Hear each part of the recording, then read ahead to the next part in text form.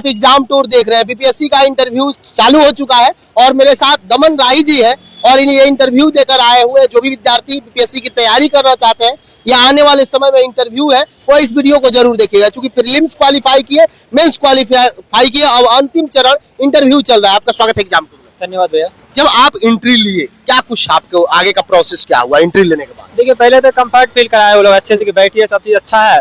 उसके बाद फिर डेप्थ से ही क्वेश्चन रहा था मुख्य रूप से। जैसे कि मेरा हॉबी था पोएट्री राइटिंग, तो वही था कि किसको सुनते हैं, किसको पढ़े हैं, आधुनिक काल में कौन पसंद है।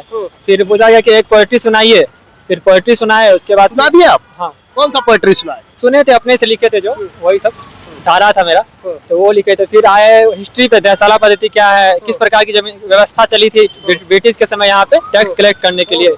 उसके बाद फिर आए थे दिल्ली का जो मैटर है पॉल्यूशन वाला, उस पे आए थे, क्लाइमेट चेंज पे आए थे। इसी तरह का नॉर्मल क्वेश्चन है, बहुत ज्यादा समय नहीं, सबको लगभग 10 मिनट के आसपास ही समय मिलता है। बिहार वगैरह से कुछ नहीं, बिहार से नहीं, मेरा पोएट्री में ही 5 मिनट लगभग गया। आज का न्यूज़पेपर से कुछ आपसे? नहीं, हमसे नहीं पूछा गया, मेरे दोस्तों से पूछा गया जो बाहर आएंगे अभी। जैसे एजुकेशनल गैपिंग को लेकर सवाल किया गया कि नहीं आपका? नहीं, मेरा पहला अटेम्प्ट ही चुकी है ना, फर्स्ट अटेम्प्ट है? हाँ, तो हमसे वैसा कुछ क्वेश्चन नहीं था। मेन डेप्थ से था, पोएट्री से था, हिस्ट्री से था। उसके बाद जो जनरल करंट अफेयर से बोल सकते हैं, पॉल्यूशन से था। बस मेरा किनके बोर्ड में था आपका? दीप्ति मैम। दीप्ति मैम के बोर्ड में। हाँ। और कुछ बोर्ड माना जाता है। आपसे अब तो 6 महीना बाद पता चलेगा। 6 महीने बाद क्या कुछ कहिएगा जिनका आने वाले समय में इंटरव्यू है या फिर भविष्य में इंटरव्यू देने आ रहे हैं, उनके लिए आपका क्या सुझाव? देखिए, वैसे मेरा बहुत ज्यादा अनुभव तो नहीं है, पहला अटेम्प्ट है, लेकिन हम यही कहेंगे कि डेप्थ ज्यादा पढ़िए और बहुत सिलेक्टिव पढ़ने का काम है। इंटरव्यू के लिए बहुत ज्यादा डीप क्वेश्चन नहीं पूछा जाता है, नॉर्मल ही क्वेश्चन है। डेप्थ अच्छे से करके आइएगा, थोड़ा बहुत करेंट तो हो जाता है। ऑप्शनल और जो आपका ऑनर्स पेपर है, इसी से क्वेश्चन आए। जैसे हमसे क्वेश्चन पूछा गया था कि गणित का क्या उपयोग कीजिएगा प्रशासन में, इस तरह का क्वेश्चन नहीं पूछा जाता। बाकी जो मॉक में डरते हैं वैसा नहीं, मॉक देने से पहले हमको भी बहुत डर लगा था, लेकिन अंदर में उससे पूरा अपोजिट माहौल रहता है। और जैसे पहले प्रयास में आप प्रीलिम्स निकाले, मेंस निकाले, थोड़ा सा अनुभव प्रीलिम्स और मेंस का भी साझा कर देते। बहुत सारे विद्यार्थी होते हैं जो बार बार असफल हो जाते हैं, क्या कुछ आपने पढ़ाई किया था, बुक लिस्ट आपका क्या था प्रीलिम्स को लेकर? ये सफलता तो पहला कि संयोग होता है, भाग्य और मेहनत का, वो तो अलग चीज है। लेकिन जो है, जहाँ तक बात है प्रीलिम्स का, तो प्रीलिम्स में आपको थोड़ा फैक्चुअल पढ़ना पड़ता है और सारा करंट अफेयर्स अच्छा करना पड़ेगा। उसके बाद जहाँ तक बात है हिस्ट्री का, तो कोई स्टैंडर्ड बुक होना चाहिए।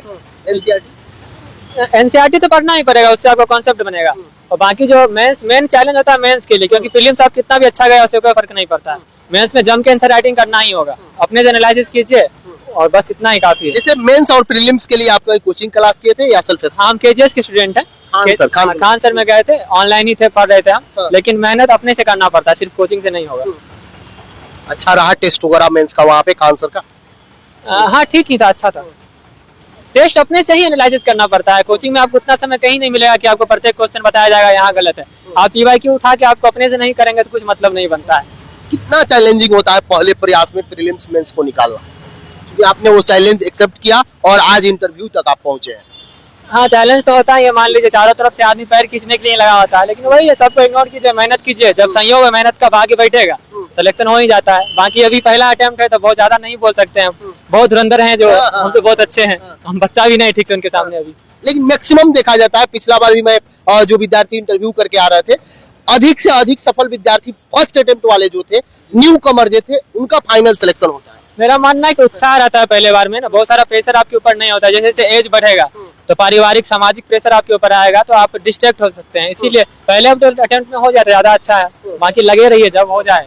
क्या सुझाव करिएगा जो विद्यार्थी आपको देख रहे हैं, जो ग्रेजुएशन कर चुके हैं और इस उम्मीद में है कि अब बीपीएससी का एग्जाम आएगा, हमको देना है, हमको एक बड़े भाई होने के नाते आपका क्या सुझाव रहेगा? हम यही कहेंगे, सिर्फ प्रीलिम्स का तैयारी मत कीजिएगा, प्रीलिम्स मेंस साथ में लेके चलिए।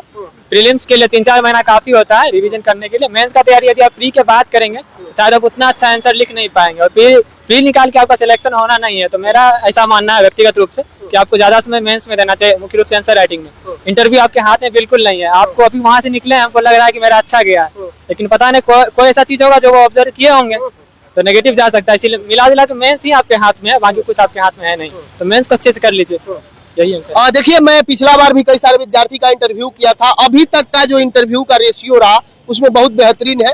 उम्मीद करेंगे और ईश्वर से भी कामना करेंगे कि इनका फाइनल सिलेक्शन हो जाए। जिस तरीका से ये बोल रहे हैं, इंटरव्यू तो बहुत मस्त गया है, अंक भी मिलना चाहिए। आगे प्रीलिम्स और मेंस में कितना स्कोर मेंस में किया है उसका बाद। बहुत बहुत धन्यवाद समय देने। थैंक यू भैया।